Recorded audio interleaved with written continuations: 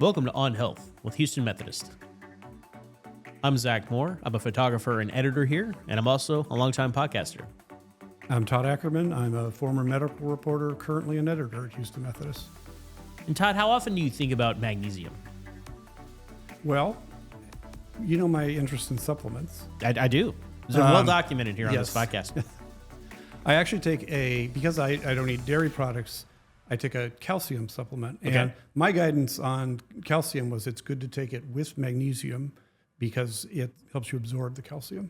So I actually have a pill that I take, very small dose, but a combination calcium magnesium tablet. Okay.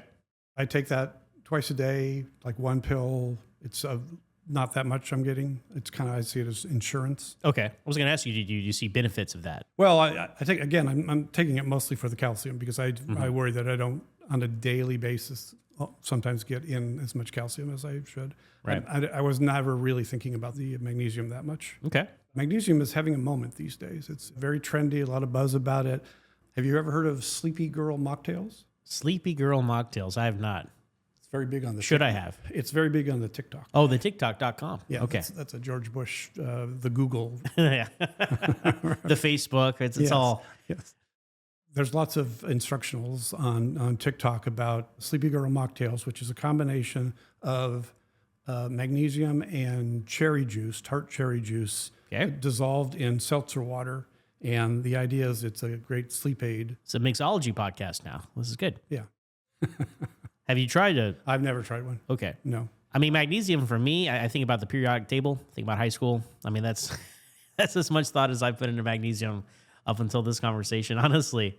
Well, it is increasingly popular these days. It's touted for anxiety. One person has a TikTok on magnesium as a cure for anxiety. Okay. That's got 1 billion views. 1 billion views. Yes. Wow. Migraines it's touted for. It's just one of those things that people... I mean, you've already sold me on it, like in this last 2 minutes, so... Well, we'll see if you feel that way at the end of this podcast. That's right. So who did we talk to about magnesium today, Todd? We talked to Dr. Brotee Rahman, who's a primary care doctor at Houston Methodist.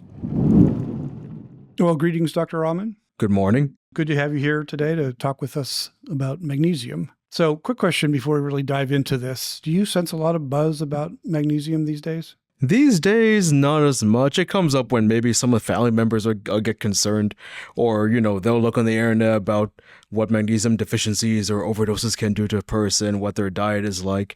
But I only very rarely see it as a problem or something that I have to check up on. It depends on the patient population in particular, and I have a certain section of patients who I do check it. You see a lot online about it as kind of a wonder supplement. Advocates really touting, or marketers at least. You don't really see that as much with your patients? Not too much. They never ask me. Usually I'll bring it up first. Okay. More than anything, at least among the patients that I've been seeing. All right. Well, so to start on this, just talk a little bit about magnesium, its essential function, all the roles it plays. I read that it's responsible for like 350 biochemical reactions, and it's the 4th most abundantly needed mineral in the body. So not really sure what that means, but just talk a little bit about it.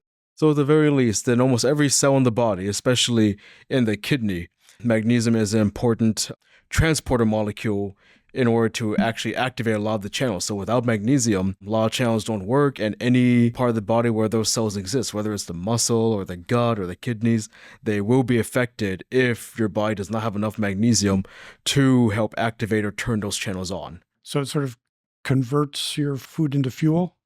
It does help, not just food into fuel, but also helps the kidney to actually filter out the necessary toxins you have. So it happens for everyone in the body, not just the kidney or the gut, but also all your muscles. You're going to need magnesium in order to have your muscles properly have all those cell channels turn on. Especially the more active you are, you definitely want to make sure your magnesium stores are well up to date. Is the list of things it does any more than other minerals or vitamins? I mean, is it sort of a wonder mineral? I don't know about wonder mineral. Every mineral in your body is going to be important, whether it's copper or zinc, magnesium, sodium, vitamin D. Every mineral will have multiple roles, and all these minerals aren't independent. They all affect each other as well. Magnesium and potassium, for example, are very closely linked. One of the main reasons I check magnesium in the first place is because usually if I see a person with low potassium levels, and if we try to treat it both in the hospital or in the clinic setting, if it's not coming up, then we check magnesium. If a person's magnesium stores aren't up to a certain threshold, your potassium won't come up.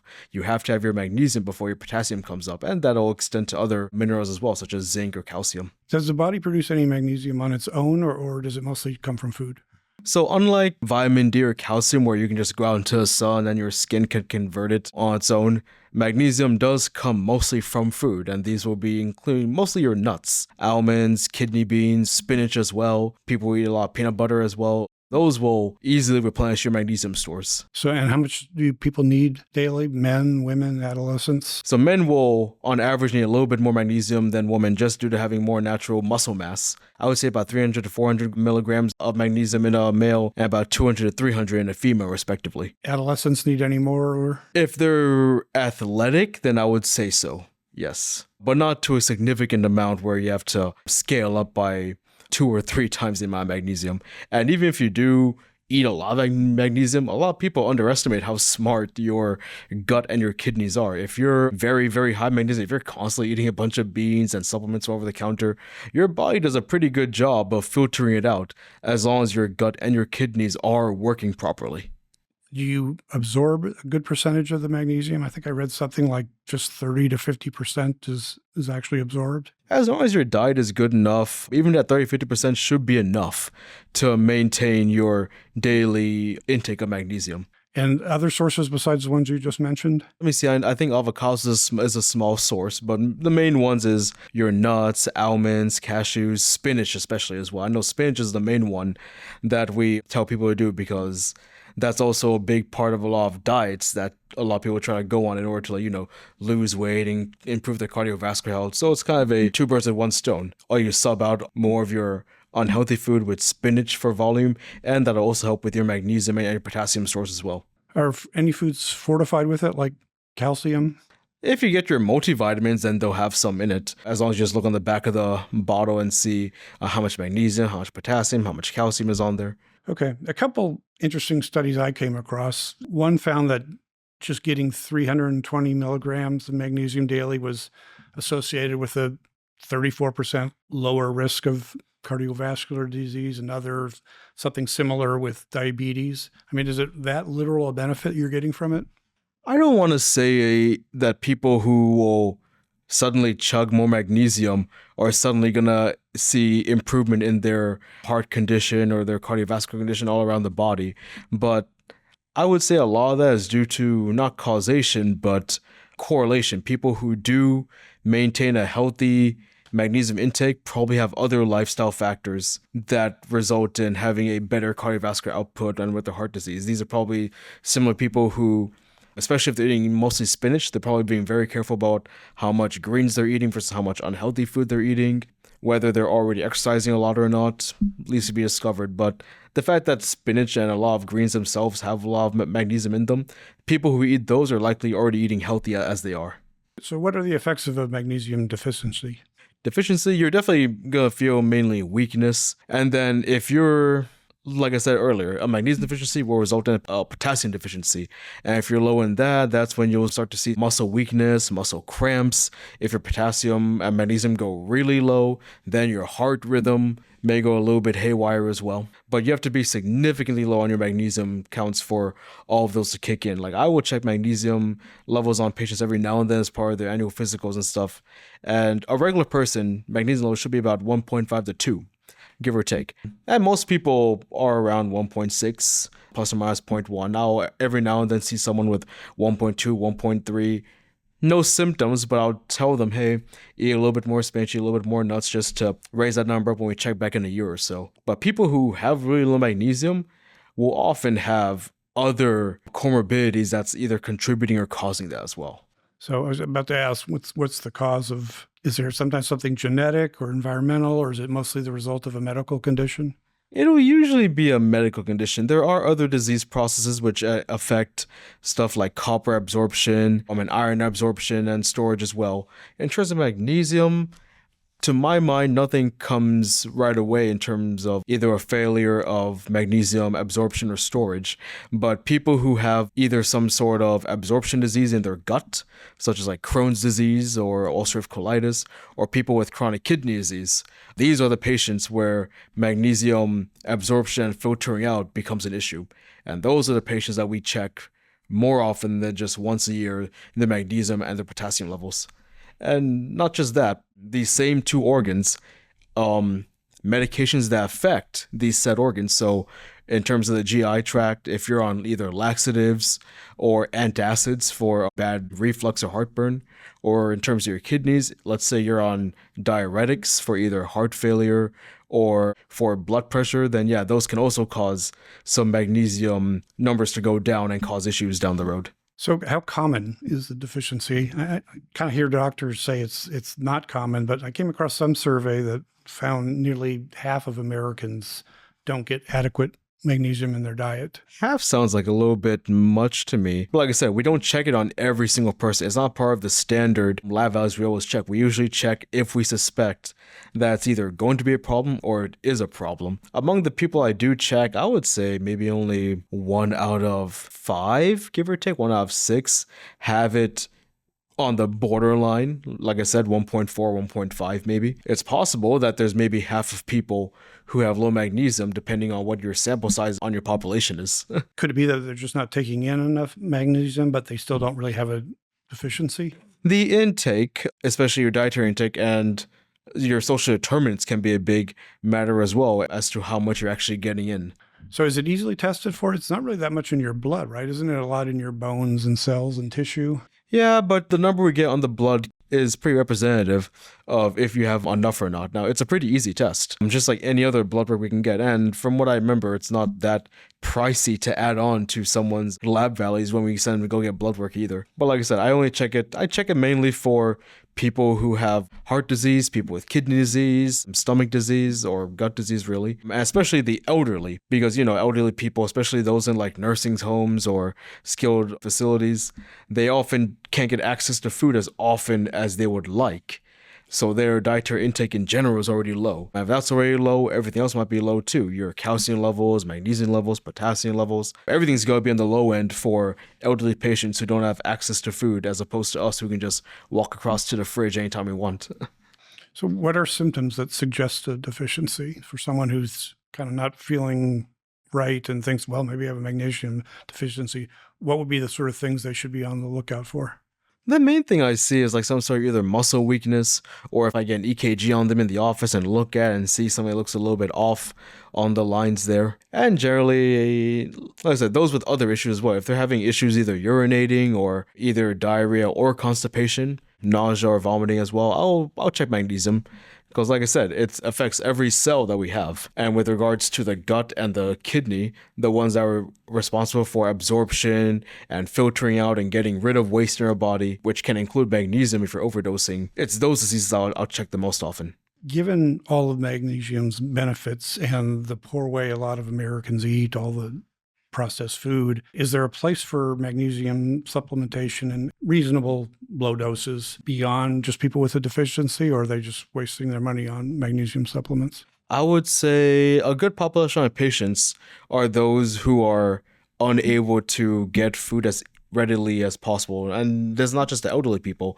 I have a bunch of people who, my patients are truck drivers. These are people who can't always just eat healthy all the time. They're on the road. They have very tight time constraints with regards to both their job and their eating. And these guys will confess to me that, yeah, we're just mainly eating fast food in our short 5-10 minute breaks that we can stop on the truck stop or at the rest stop to get food. So these guys, I'm not surprised every time I check their lab values and things are out of control. Either their sugar numbers are high, calcium, magnesium, and potassium are low, etc. So it's these patients who I would say definitely supplement not just with magnesium, but other things as well. Your calcium, your zinc, multivitamin. Does a multivitamin provide all the nutrients you need, the magnesium, other vitamins or minerals? Yeah, there are many multivitamins, especially, some for men, some for women, some for pregnant women, some specifically for elderly, and they all have different percentages of how much they carry. Are there downsides of magnesium supplementation?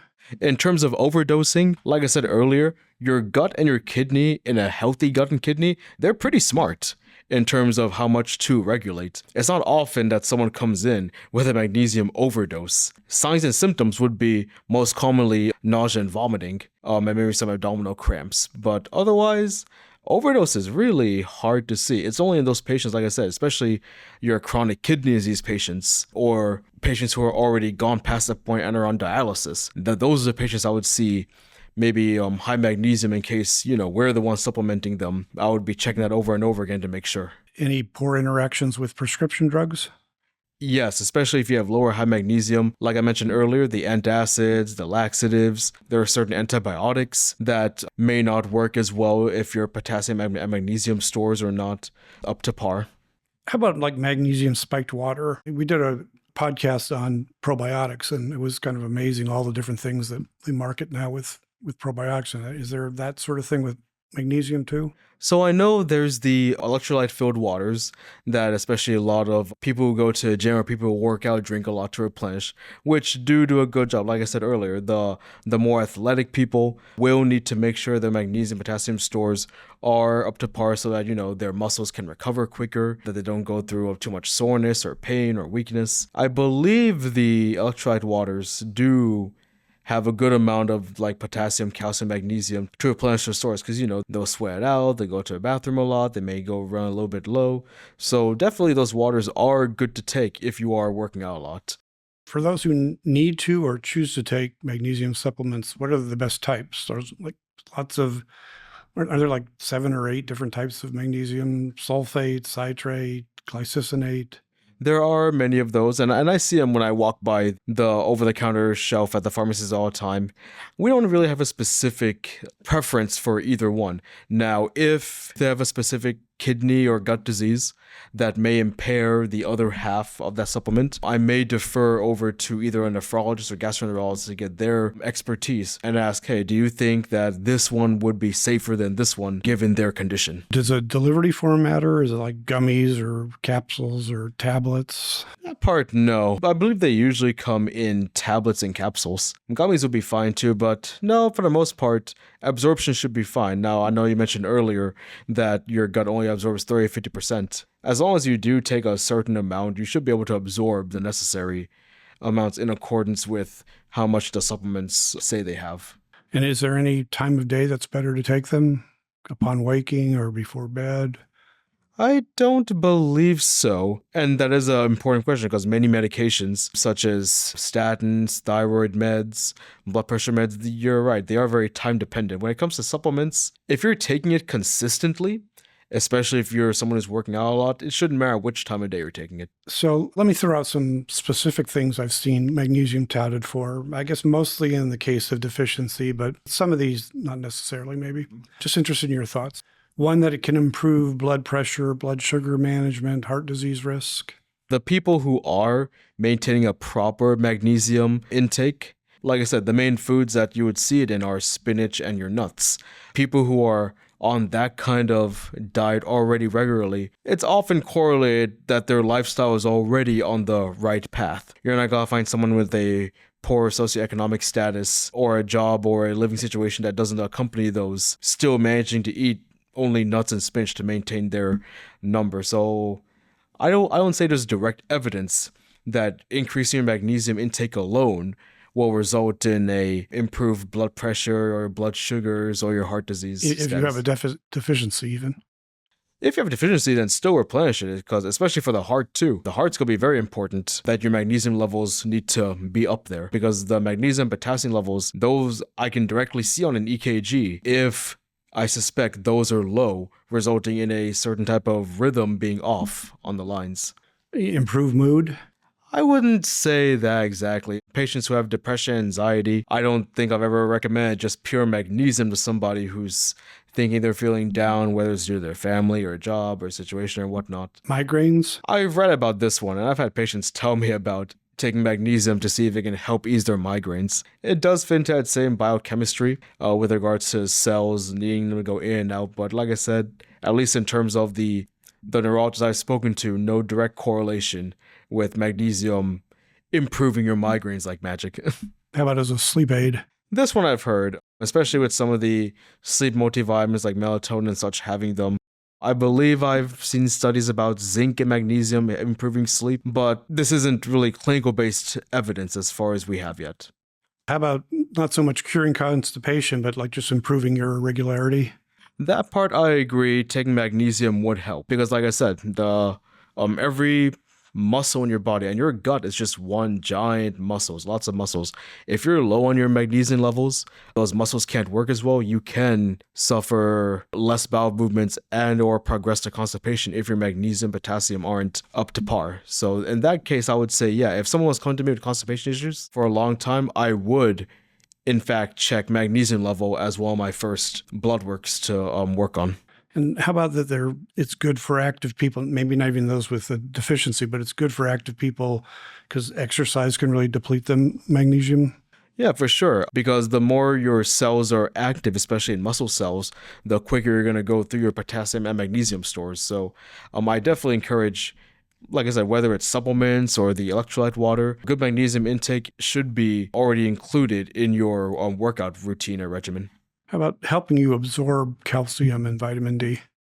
Calcium and vitamin D work via a different pathway of absorption than through potassium magnesium. Potassium magnesium, mostly oral intake, whereas your calcium and vitamin D, yes, there are supplements and foods that are important for that one, such as milk, obviously. But unlike those, you can still get it from being in the sun for a long time. Your body has a nice way of converting your sunlight to vitamin D into calcium in your body, whereas magnesium potassium unfortunately doesn't have that same mechanism. All right. That's most of my questions. Any summary you want to provide, kind of any takeaway you would hope to leave the listener with?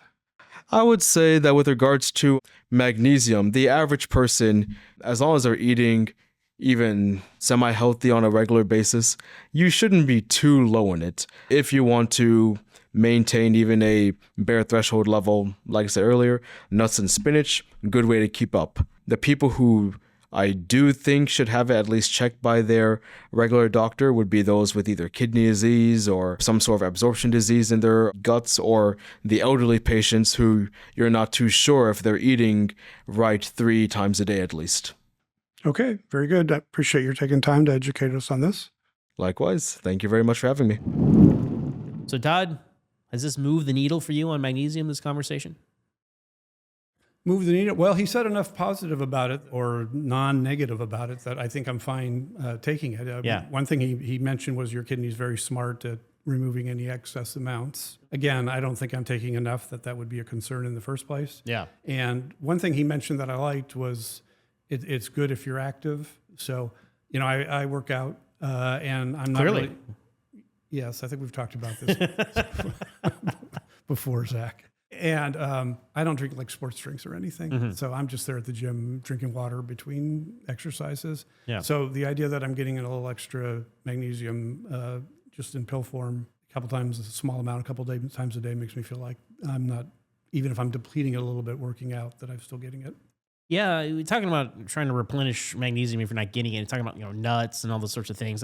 That's good, just diet advice. I mean, I've heard about iron deficiencies a lot. I haven't really heard a lot of people with magnesium deficiencies. Yeah, I was curious about that. I had wondered if just some people were unlucky and didn't absorb it that well, but it sounded like talking from, it's mostly if you have some sort of condition, right?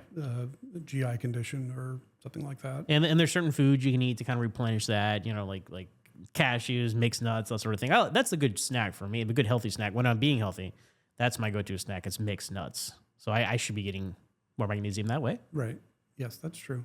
I think his message was, as long as you're eating a reasonably healthy, not even ultra healthy diet, you're probably getting all the magnesium you need. Mm-hmm. Nuts, leafy vegetables, fish, legumes and beans. Sounds like the Mediterranean diet, Todd. Yeah, it does. It all comes back to our that. favorite diet. Yes. There's one thing you take away from listening to On Health with Houston Methodist. It's eat the Mediterranean diet.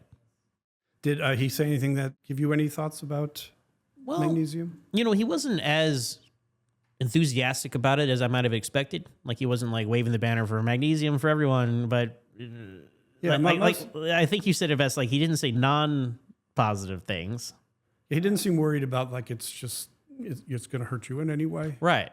Like there was no pressing need. Like everybody needs to go out and take your magnesium. Right. Unless you have, as you said, a specific condition, a health deficiency. If you're generally healthy and you don't have anything like that, you don't need the extra magnesium.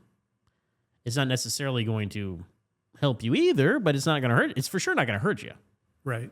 I was encouraged. They said even if you have too much, the kidney's smart about getting rid of it. Yeah, So, it would have to be like such an extreme amount to even affect you, right? right. Yeah. So, if you want to try a sleepy girl mocktail, if you're having issues sleeping, that might be something to try out. But generally, if you feel like you're healthy and you get a reasonably good diet, you're probably wasting your money picking a supplement. But you're not. No, I'm not. Okay. Because it helps me absorb calcium that I might not be getting enough of, and because it helps me if I have depleted my magnesium working out. Mm-hmm. Now, could you take a calcium supplement without the magnesium, or? Well, you could, but my guidance is that it helps you absorb the calcium. Okay. Great. And everybody's different, right? Talk to your primary care physician, figure all that stuff out, as we always say, right, Todd? Yes. Great. Well, that's going to do it for this episode of On Health with Houston Methodist. Be sure to share, like, and subscribe wherever you get your podcasts. We drop episodes Tuesday mornings. So until then, stay tuned and stay healthy.